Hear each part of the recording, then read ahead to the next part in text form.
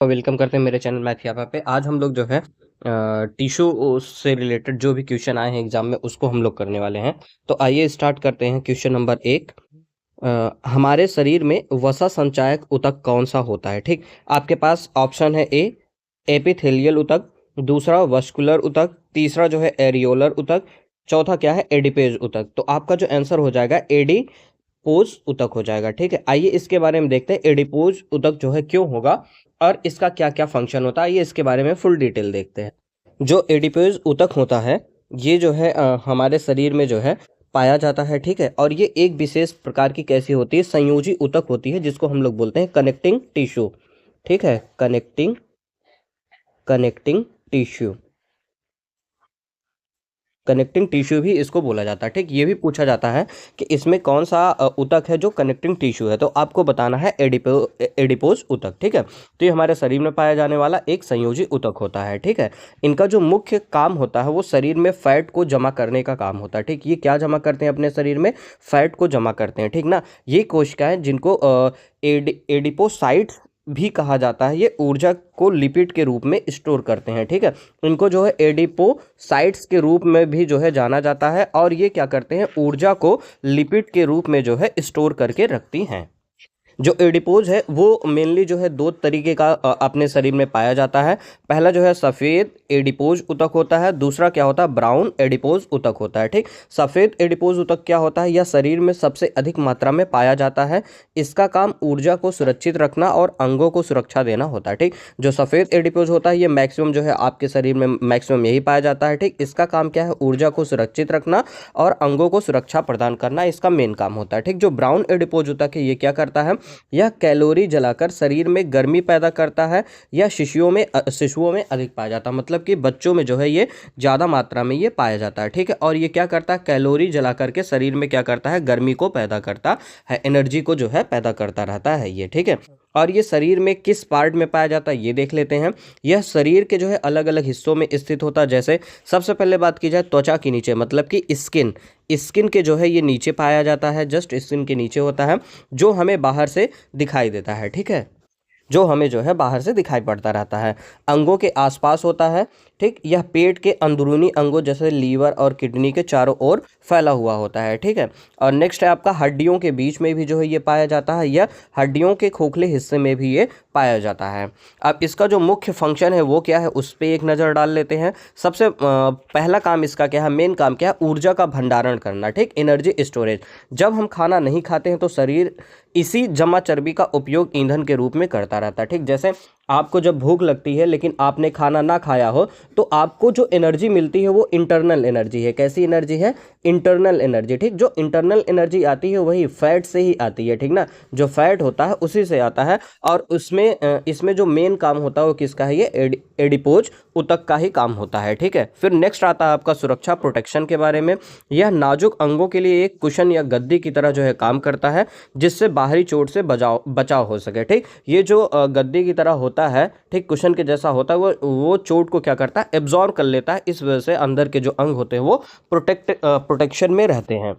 और आगे देख लेते हैं, इसका मेन काम और है तापमान को नियंत्रण करना, कंट्रोल करना। यह शरीर की गर्मी को बाहर निकलने से जो है रोकता है, जिससे हमें ठंड कम लगती रहती है। ठीक है, आप देखेंगे कि जो फैटी हैं, यही वजह है कि जब ठंड पड़ती है तो जो दुबले पतले लोग होते हैं, दुबले पतले लोग होते हैं, दुबले पतले लोग, ठीक, उनको ठंड जो है ज़्यादा लगती है। जो हेल्दी होते हैं, जिनके पास फैट ज़्यादा होता है, जिनके पास फैट की मात्रा ज़्यादा होती है, उनको जो है ठंडी जो है कम लगती है। क्यों? क्योंकि ये जो फैट होता है एक इंसुलेटर के जैसे काम करता है। जो दुबले पतले होते हैं उनके पास फैट कम होता है, तो जिससे शरीर की गर्मी बाहर निकल जाती है।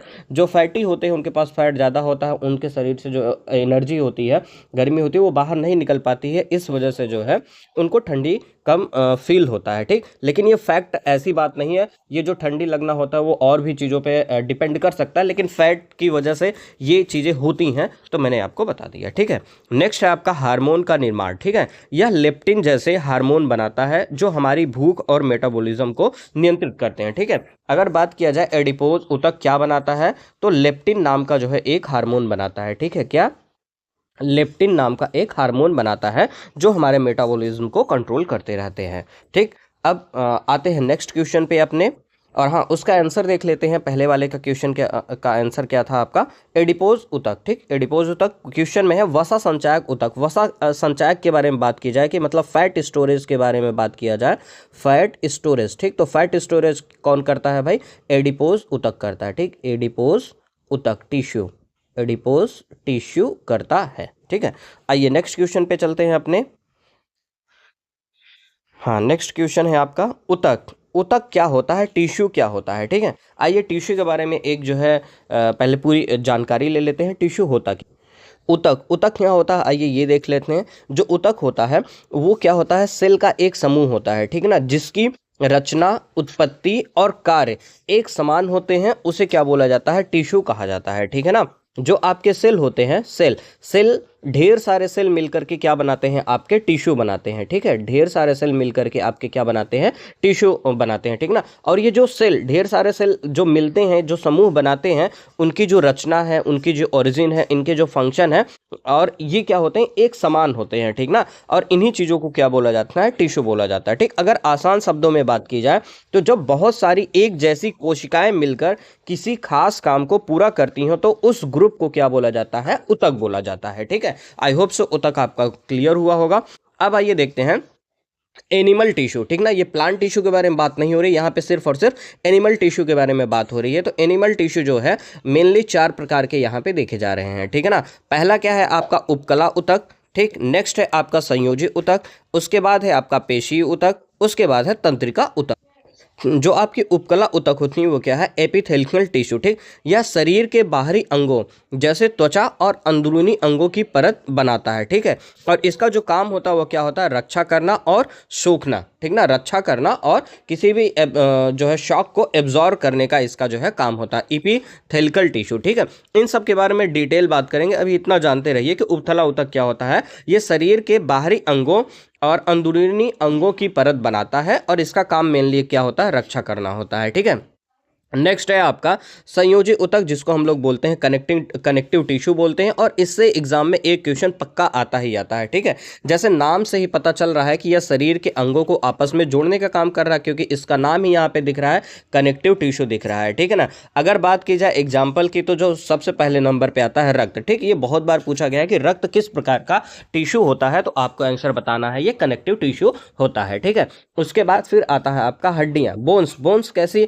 टिश्यू होती हैं, ये भी एक कनेक्टिव जो है टिश्यू होती हैं। ठीक ना, और जो एडिपोज टिश्यू होता है ये भी क्या होता है, आपका कनेक्टिव टिश्यू होता है। ठीक, जो एडिपोज टिश्यू है, अभी हम लोगों ने इसके बारे में जिक्र किया था, एडिपोज टिश्यू, तो ये कैसा होता है, आपका कनेक्टिंग टिश्यू होता है। ठीक, अब आते हैं, बात करते हैं पेशी ऊतक मतलब मस्कुलर टिश्यू के बारे में। ठीक, यह हमारी मांसपेशियों को बनाता है। ठीक, मस्कुलर मतलब क्या हो गया आपका, मांसपेशी को बनाता है। ठीक, इसका जो काम है वो क्या, शरीर में हलचल और गति प्रदान करना होता है। ठीक, अगर बात की जाए शरीर में हलचल, मूवमेंट और मोशन के बारे में बात किया जाए तो कौन जिम्मेदार है, उसके लिए पेशी ऊतक जिम्मेदार होता है। ठीक है, अब बात करते हैं नर्वस टिश्यू के बारे में। यह जो है मस्तिष्क मतलब ब्रेन और रीढ़ की हड्डी में जो है पाया जाता है। ठीक, तंत्रिका से आपको दिख ही रहा होगा कि ये कहाँ पे, ब्रेन और स्पाइनल कार्ड में जो है इसका पहुंच रहता है। ठीक है, और इसका जो काम है वो क्या है, शरीर के एक हिस्से से दूसरे हिस्से तक मैसेज को ट्रांसफर करना होता है, इसका काम। ठीक, जो तंत्रिका ऊतक है वो क्या करता है, एक जगह से दूसरी जगह पे मैसेज को क्या करता है, ये मैसेज को ये क्या करेगा, ट्रांसफर करता रहता है, मैसेज को ट्रांसफर करने का इसका काम होता है। अभी हमने बताया कि ब्लड जो होता है कैसा होता है, आपका तरल संयोजी ऊतक होता है, जो शरीर में पोषक तत्वों और ऑक्सीजन का परिवहन करने का काम करता है। ठीक, जो बोन होता है ये भी क्या होता है, आपका कठोर ऊतक होता है, और ये कैसा है आपका जो है संयोजी ऊतक के रूप में जाना जाता है, और ये कंकाल तंत्र को बनाता है और अंगों को सहारा भी देता है। ठीक, एडिपोज ऊतक ये भी क्या है, आपकी चर्बी से बनी होती है ये, और ये भी क्या है, आपकी एक कनेक्टिंग टिश्यू होती है, जो ऊर्जा संचय और अंगों की सुरक्षा करने का काम करता है। ठीक है, ठीक, और यहाँ पे ये भी आप जान लीजिए, उपास्थि क्या होता है, लिगामेंट क्या होता है, टेंडन क्या होता है, इन तीनों पे जो है एक क्वेश्चन तो आता ही आता है। ठीक, जो उपास्थि मतलब कार्टिलेज होता है, ये क्या करता है, हड्डियों के जोड़ों, नाक और कान में पाया जाने वाला एक लचीला ऊतक है। ठीक ना, जो उपास्थि होती है कैसा होता है, लचीला ऊतक होता है। ठीक है, लचीला ऊतक होता है ये, लचीला ऊतक होता है कहाँ पे? नाक में और कान में ये पाया जाने वाला होता है, ठीक ना। लिगामेंट क्या होता है? यह दो हड्डियों को आपस में जोड़ने का काम करता है, ठीक ना। लिगामेंट क्या करेगा? बोन प्लस बोन, ठीक। मतलब दो बोन को जब आपस में जोड़ा जाता है तो उसको बोलेंगे लिगामेंट बोलेंगे, ठीक। जो टेंडन होता है वो क्या करता है? मांसपेशियों को हड्डियों से जोड़ता है, ठीक। मतलब इसमें ये कि मांसपेशी मांसपेशी हो गई आपकी, मांसपेशी, ठीक। ये मांसपेशी हो गया प्लस बोन, ठीक। मांसपेशी और बोन को जब आपस में जोड़ना होता है तो उसको जो है हम लोग क्या बोलते हैं? टेंडन बोलते हैं, ठीक है। जो लिगामेंट होता है वो क्या करता है? बोन और बोन को जोड़ता है, उसे लिगामेंट बोलेंगे। जो टेंडन होता है वो क्या होता है? मांसपेशी और बोन को आपस में जोड़ने का काम करता है, ठीक है। ये थी आपकी उपास्थि, लिगामेंट और टेंडन हो गया, ठीक है। और आप कमेंट में आप ये हमको बताइएगा कि अगर मांसपेशी हो गए, ठीक ना, मसल्स को मसल्स को और मसल्स को जो जोड़ती है उसको क्या बोला जाता है? ये कमेंट में प्लीज़ हमको जो है आप बताइएगा, ठीक है। ठीक। देखिए, मसल को मसल से जोड़ने वाली कोई ऐसा कोई चीज़ है नहीं, लेकिन क्या होता है कि जो मसल होती है, आपकी मसल्स होती है, उसके चारों तरफ क्या होता है? एक जो है आपका कनेक्टिंग टिश्यू की लेयर होती है, ठीक ना। कनेक्टिंग टिश्यू की जो है आपकी कनेक्टिंग टिश्यू की जो है आपकी एक लेयर होती है, ठीक ना। इस लेयर को क्या बोला जाता है? फैशिया बोला जाता है, फैशिया। इस लेयर को क्या बोलते हैं हम लोग? फैशिया बोलते हैं, ठीक है। तो ये होता है आपका मसल टू मसल का कोई ऐसा कुछ डायरेक्टली कनेक्शन नहीं होता है इसके, बल्कि इसके चारों तरफ एक होता है आपका कनेक्टिंग टिश्यू लेयर होता है, जिसको हम लोग क्या बोलते हैं? फैशिया बोलते हैं, ठीक है। तो ये बात ध्यान रखिएगा, ये आपके एग्जाम में आता है। लिगामेंट को लिगामेंट से जोड़ने के लिए बोन टू बोन होता है, ठीक ना। मतलब एल बी बी मतलब कि या फिर आप ऐसा समझ लीजिए बीबीएल तो आपको याद ही रहेगा, ठीक। मतलब बोन और बोन को जोड़ने के लिए क्या होता है? लिगामेंट होता है, ठीक ना। BBL, B plus L, bone और बोन को जोड़ने के लिए लिगामेंट हो गया आपका। और ठीक, उसके बाद जो है आपका टेंडन क्या होता है? जो मांसपेशी होती है, मतलब मसल हो गई, आपकी बोन हो गई, उसको हम लोग क्या बोलते हैं? टेंडन बोलते हैं, ठीक ना। एमबीटी कर लीजिए आप, ठीक है ना। एमबीटी कर लीजिए इसको, एमबीटी मतलब मसल और बोन को जो जोड़ने के लिए जिसका यूज करते हैं उसको हम लोग क्या बोलते हैं? टेंडन। और बीबीएल मतलब बोन और बोन को जोड़ने के लिए लिगामेंट हो गया। मसल और बोन को जोड़ने के लिए क्या होता है? टेंडन हो जाता है, ठीक है। आइए अपने क्वेश्चन पे आते हैं, ऊतक का, ठीक। इसका जो पहला ऑप्शन है ए, वे कोशिकाएं जो मूल रूप से समान होती हैं, ठीक, परंतु दिखने और कार्य करने में भिन्न होती हैं। ये नहीं है, ये गलत है। वे कोशिकाएं जो मूल रूप से भिन्न होती हैं परंतु दिखने और कार्य करने में समान होती हैं, ये भी आपका जो है गलत है। सी क्या है आपका? वे कोशिकाएं जो मूल रूप से दिखने में और कार्य करने में भिन्न होती हैं, ये भी गलत है।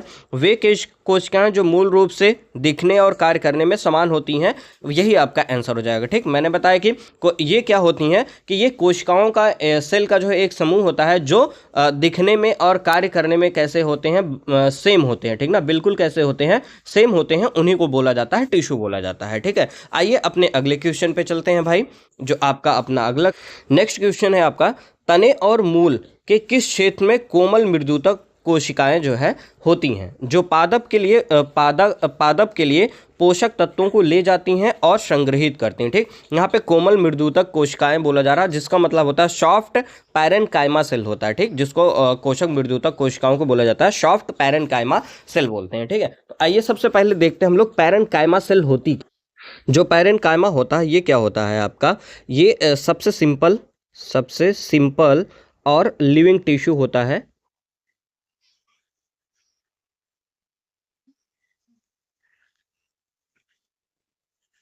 लिविंग टिश्यू होता है आपके प्लांट में, ठीक है। लिविंग टिश्यू होता है, ये प्लांट में होता है, ठीक है। और ये पौधों के हर भाग में जो है पाया जाता है, हर जगह, लगभग लगभग जो है हर जगह पे ये प्रेजेंट होता है, ठीक है। लगभग हर जगह प्रेजेंट होता है, हर जगह प्रेजेंट होता है, लगभग हर जगह पे ये प्रेजेंट होता है, ठीक। इसको जो है हम लोग प्लांट बॉडी का फिलर टिश्यू भी कहते हैं। प्लांट बॉडी का फिलर टिश्यू भी बोला जाता है इसे, ठीक। अगर पूछा जाए फिलर टिश्यू किसे कहते हैं तो आप इसी को ही बताएंगे। प्लांट का जो है प्लांट बॉडी का फिलर टिश्यू भी इसी को ही बोला जाता है, ठीक। सबसे पहले जो है मार्सेलो मालपीघी, ठीक, मार्सेलो मालपीघी मालपीघी, मालपीघी और ग्रू, ठीक, और ग्रू ने इसके बारे में जो है अध्ययन किया था सबसे पहले। ग्रू ने जो है सबसे पहले प्लांट टिश्यू के बारे में जो है अध्ययन किया था, ठीक। इस वजह से इनको जो है प्लांट एनाटॉमी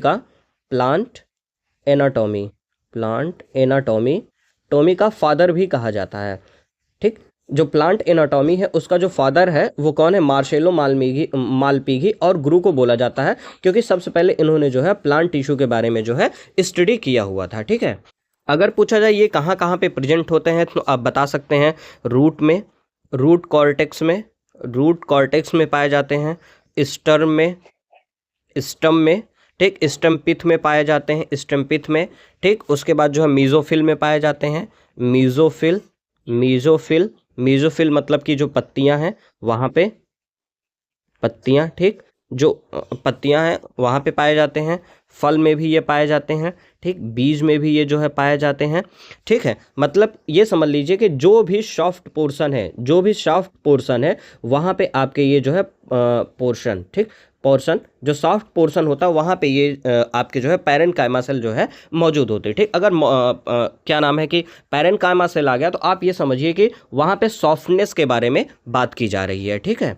इसका जो काम होता है वो क्या होता है? सबसे पहले नंबर पे आपका आता है भोजन को बनाना। भोजन कैसे पेड़ बनाते हैं? फोटोसिंथेसिस से, फोटोसिंथेसिस, ठीक है। फोटोसिंथेसिस से भोजन अपना ये बनाते हैं, ठीक ना। उसके लिए कौन उत्तरदायी होता है? हरे कलर की जो पैरेन्काइमा होती है वो होती है, ठीक ना, जिसको बोलते हैं हम लोग क्लोरेन्काइमा बोलते हैं, ठीक है। क्या बोला जाता है? क्लोरेन्काइमा,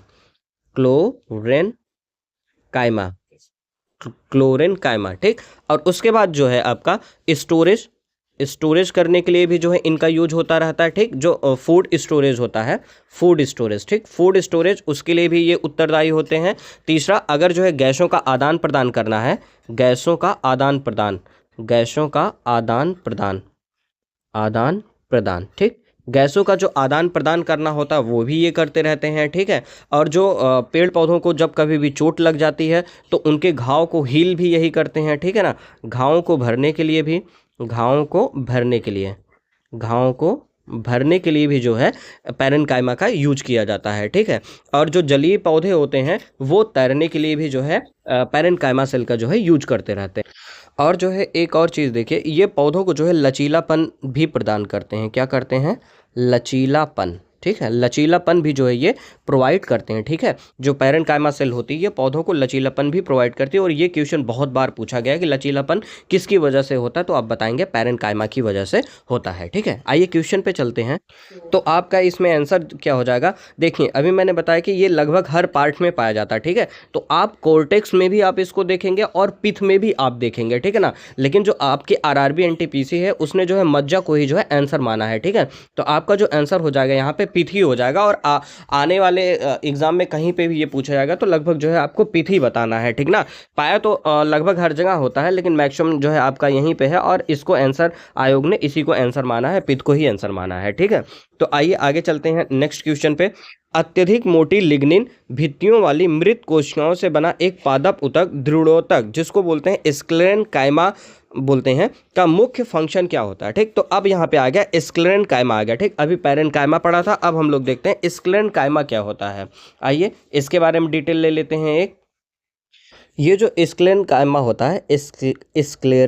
होता है इसको हम लोग हिंदी में दृढ़ोतक बोलते हैं, ठीक है। ये काम क्या, ये पौधों के जो पादप ऊतक होते हैं उनका वह समूह होता है जो पौधों को यांत्रिक शक्ति प्रोवाइड करता है, ठीक। क्या करता है? यांत्रिक शक्ति और संरचनात्मक मजबूती को ये प्रदान करता है, ठीक है। मतलब अगर बात की जाए स्क्लेरेन्काइमा की तो ये क्या करता है? पेड़ पौधों को मजबूती प्रदान करता है, ठीक, मजबूती प्रदान करता है। यह जो है विशेष रूप से उन हिस्सों में पाया जाता है जहाँ पे अधिक कठोरता होती है, ठीक है। जहाँ पे क्या होता है? ज़्यादा हार्डनेस होती है, ठीक ना, हार्डनेस होती है, वहाँ पे जो है आपके कायमा जो है मौजूद होती है। ठीक, इसकी जो मुख्य विशेषताएं हैं वो क्या है, सबसे पहले नंबर पे क्या है, ये मृत कोशिकाएं होती हैं। ठीक है, परिपक्व होने पर ये कोशिकाएं मृत हो जाती हैं। ठीक, जैसे जैसे जो है इनका एज बढ़ता जाता है, ठीक, मतलब जैसे जैसे ये मेच्योर होती हैं, ये क्या हो जाती हैं, डेड हो जाती हैं, मर जाती हैं। ठीक, और इनको जो है मृत कोशिकाएं भी बोला जाता है। ठीक, लिग्निन की अगर बात की जाए तो इनकी कोशिका भित्ति पर लिग्निन का एक जो है मोटा सा जमाव होता है, जो एक प्राकृतिक, जिसको हम लोग क्या बोलते हैं, सीमेंट की तरह जो है कार्य करता है, और यह दीवारों को इतना मोटा बना देता है कि कोशिका के अंदर कोई भी खाली स्थान नहीं बचता है। ठीक, लिग्निन का मतलब क्या है कि ये जो है एक नेचुरल सीमेंट के जैसे व्यवहार करता है। ठीक, कैसा करता है, नेचुरल सीमेंट के जैसे जो है ये होता है। ठीक, जिससे क्या होता है कि इसके चारों तरफ एक मोटी सी दीवार बन जाती है और कोशिका के अंदर कोई भी खाली स्थान ल्यूमेन नहीं बचता है। और इसका जो आकार होता है वो कैसा होता है, ये कोशिकाएं लंबी होती हैं, कैसी होती हैं, लंबी होती हैं, संकीर्ण होती हैं और सिरों पर नुकीली हो सकती हैं। ठीक है, इसका जो शेप होता है कैसा होता है, लंबी होती है, संकीर्ण होती हैं और सिरों पे कैसी होती है, ये नुकीली होती हैं। ये जो है इसका आकार होता है ये स्क्लेरन कायमा का। स्क्लेरन कायमा मतलब क्या, मजबूती प्रदान करती है और ये डेड सेल के जैसे ट्रीट करती हैं, डेड सेल के जैसे। ठीक ना, डेड सेल के जैसे ट्रीट करती हैं और इसका जो है आकार कैसा होता है, लंबी होती है, संकीर्ण होती है और सिरों पर नुकीली होती है। अब बात करते हैं इसके प्राइमरी फंक्शन के बारे में बात करते हैं। तो इसका जो मेन फंक्शन है वो यांत्रिक आधार प्रदान करना होता है। ठीक, मैकेनिकल सपोर्ट जो है ये प्रोवाइड करता है प्लांट को, और सुरक्षा करता है बीजों और फलों के कठोर आवरण के रूप में, या आंतरिक कोमल अंगों की रक्षा करता है। ठीक, जैसे आप देखने होंगे कि जैसे आम के बीज को देख लीजिए, आम का जो बीज होता है उसके ऊपर देखेंगे तो एक गुठली